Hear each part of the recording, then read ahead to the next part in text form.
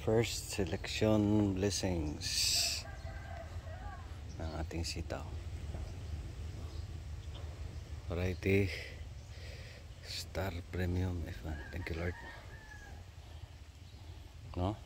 So beginner's guide dito sa sitaw. How to harvest sitaw. Paano mag-harvest ng sitaw? Anong basihan pwede na i-harvest dito sa sitaw? No? So harvest time. Thank you Lord sa ating mga sitaw. Update sa presyo 50-55. Sana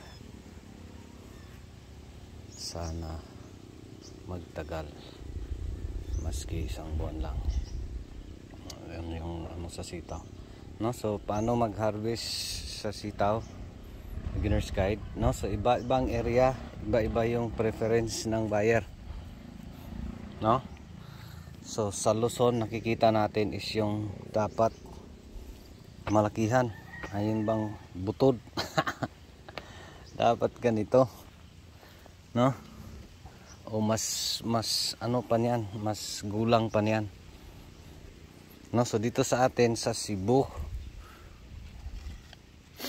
ito okay pa to, pero yung medyo mas ibang nakikita mo na yung seeds, klaro ng seeds dito sa Cebu, segunda na yan.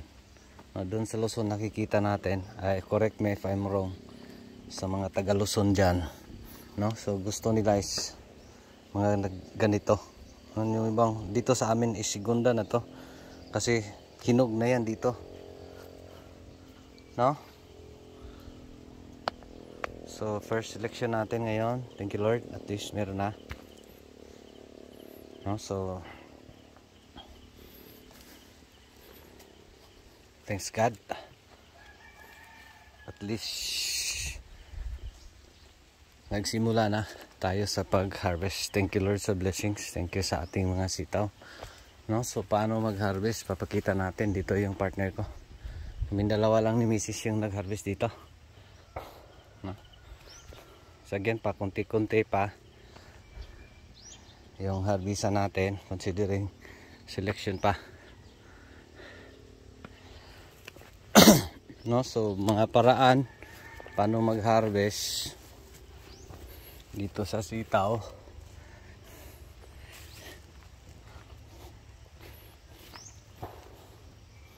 Is pwede mo ikot-ikotin, no? So paano mag-harvest, papakita natin. Hanggang selection, konti-konting bunga. So may mga portions na medyo okay na. So may mga portions na pa konti-konti pa, no? So pag harvest natin guys, if you're new to sitaw, pwede ikot mo yan. Yan, I don't know, nakita nyo ba? Ikot lang, putol na. Ayan. So pwede ring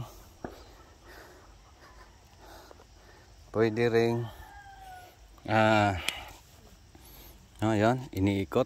Pwedeng ganunin, pwedeng ganunin. Sa plion lang, ang hirap mo, kaya ganyan. Pwede na lungison lang. Ayan, lungis, mahirap maglungis mahirap kayo magwanhan guys, no?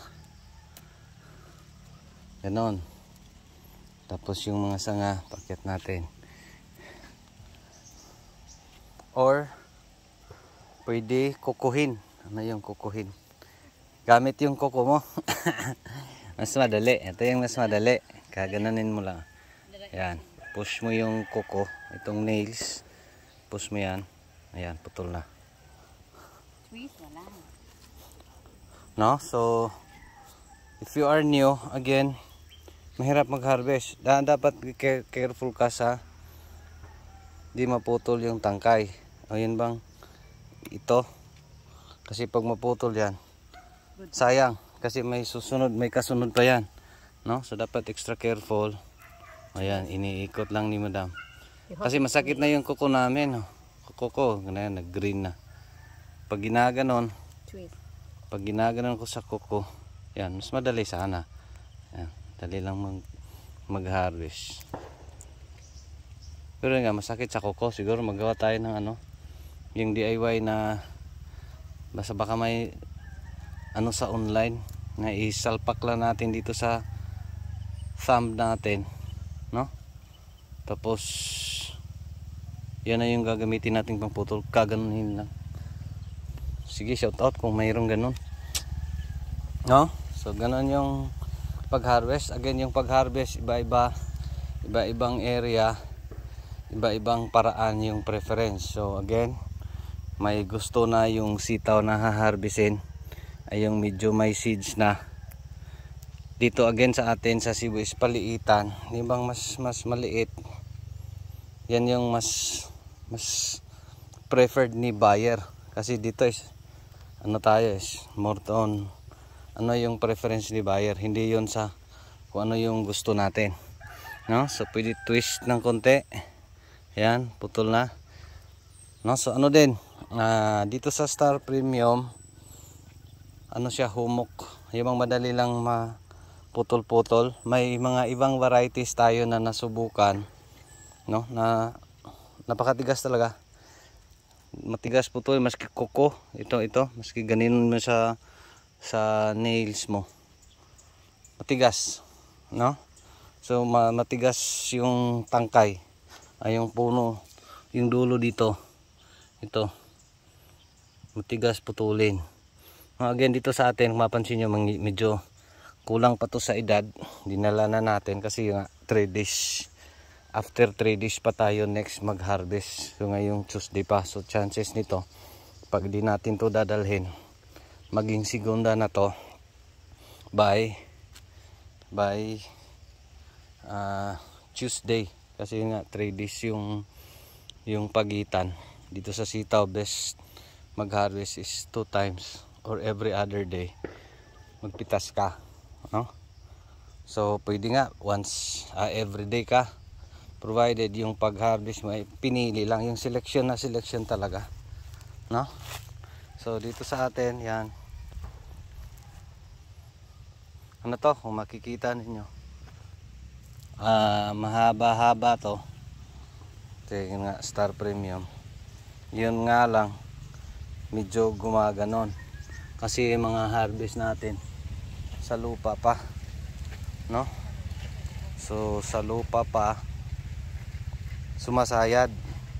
So dito sa taas straight na, maganda na yung tingnan pag dito na sa taas, no? Yung hindi na sumasayad sa lupa pag dito na, pero okay lang yan, no? So ano din dito sa sitaw, pag mahaba mas mahal, yan yung mahirap dito. Yan din yung joke ko na bakit pag kumakain ba kayo ng sitaw, hindi nyo ba ikat, no?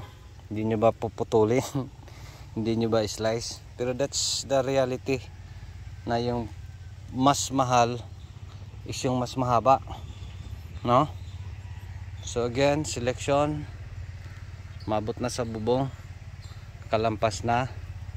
Tapos ito yung tricks paano magparami ng bunga.